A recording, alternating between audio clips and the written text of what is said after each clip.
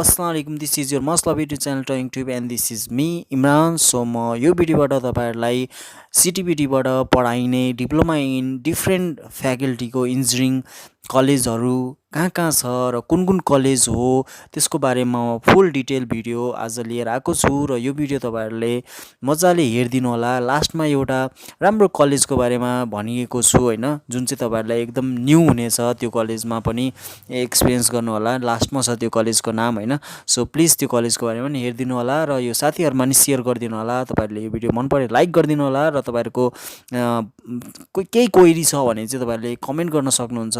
So यो चाहिँ Balaju school of engineering जुन चाहिँ बालाजुमा रहेको छ, नयाँ वर्ष भन्दा अलिक माथि हैन।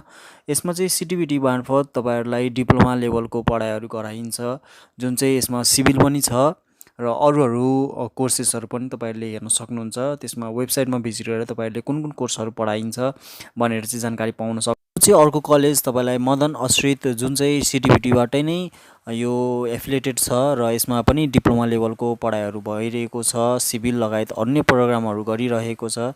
अनि नेक्स्ट रहेको छ KIT Kathmandu institute of technology जुन चाहिँ टोखा लाइनमा छ हैन। अनि यो चाहिँ तपाईहरुलाई यसले पनि CTEVT मार्फत नै डिफरेन्ट इन्जिनियरिङ फिल्डमा डिप्लोमा लेभलको पढाइहरु गरिएको छ र यो पनि एकदम राम्रो कलेज रहेको छ र यसमा पनि तपाईहरुले एडमिसन लिएर आफ्नो पढाइहरु सुरु गर्न सक्नुहुन्छ।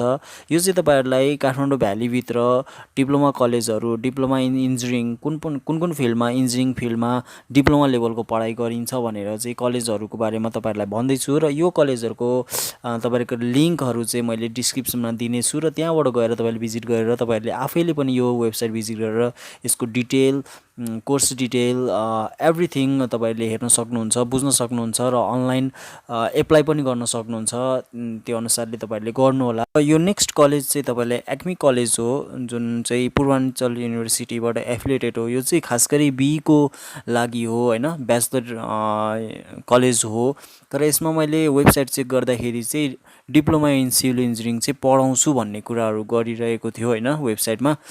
क्लियरली चाहिँ मैले बुझेको छैन, बट तपाईहरुले यदि चाहनुहुन्छ यसमा पढ्छु भने चाहिँ मजाले तपाईले यसको लिंक म दिनेछु तल, कन्ट्याक्ट गरेर तपाईले फोन गरेर बुझेर यसमा पनि भर्न सक्नुहुन्छ। त्यही CTEVT ले पढाउने हो। हाम्रो डिप्लोमा लेभल जति छ, जुनै पनि डिप्लोमा लेभलको पढाइहरु छ, सबै CTEVT ले पढाउने हो। सो तपाईले जहीँबाट भरे पनि CTEVT मा नाम निकाल्नु भएको छ भने तपाईले पढ्न सक्नुहुन्छ र गर्न सक्नुहुन्छ। र मलाई एउटा यो कुरा चाहिँ एकदम शेयर गर्न मन लाग्यो तपाईहरुलाई यो कलेजको बारेमा चाहिँ, जुन चाहिँ IEC हैन। यो चाहिँ एकदम राम्रो कलेज रहेको छ, 3 इयर्सको कलेज जुन चाहिँ इन्टरनेशनल डिग्री भएको हैन।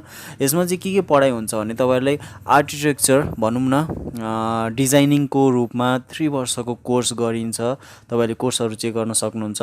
आर्ट्स र फ्यासन मध्येमा यो काम गर्ने गरेको छ। बिल्डिङ डिजाइनिङ जुन आर्किटेक्चर इन्जिनियर हुन्छ नि हो, त्यसको लेभलमा तपाईहरुलाई 3 वर्षको इन्टरनेशनल डिग्री दिएको छ। ब्याचलर लेभलको पढाइ हो यो। तपाईले फ्यासनमा हैन, ब्याचलर इन फ्यासन अथवा ब्याचलर इन आर्किटेक्ट इन्जिनियर पढ्न चाहनुहुन्छ भने IEC मा पढ्नु भयो भने एकदम राम्रो हुन्छ। एउटा भनौं न 3 वर्षको टाइम पिरियडमा तपाईले राम्रो डिग्री पाउनुहुन्छ, इन्टरनेशनल डिग्री पाउनुहुन्छ र धेरै राम्रो अर्गनाइजेसनमा, कम्पनीमा तपाईले काम गर्न सक्नुहुन्छ र राम्रो फ्युचर भएको एउटा कलेज हो। र यसमा तपाईहरुले अझै डिटेल भिडियो चाहनुहुन्छ भने मैले चाहिँ प्लानिङ गरिरहेको छु यो IEC को बारेमा चाहिँ एउटा डिटेल भिडियो, एडमिसन क्राइटेरिया के छ, फिस के छ, यसको स्कोप के छ हैन, एभ्रिथिङ, कुन युनिभर्सिटी हो, के हो, कसो हो, सब डिटेल भिडियो म निकाल्न कोसिस गरिरहेको छु। सो प्लिज तपाईहरुले चाहनुहुन्छ भने मलाई कमेन्ट गर्नु तल।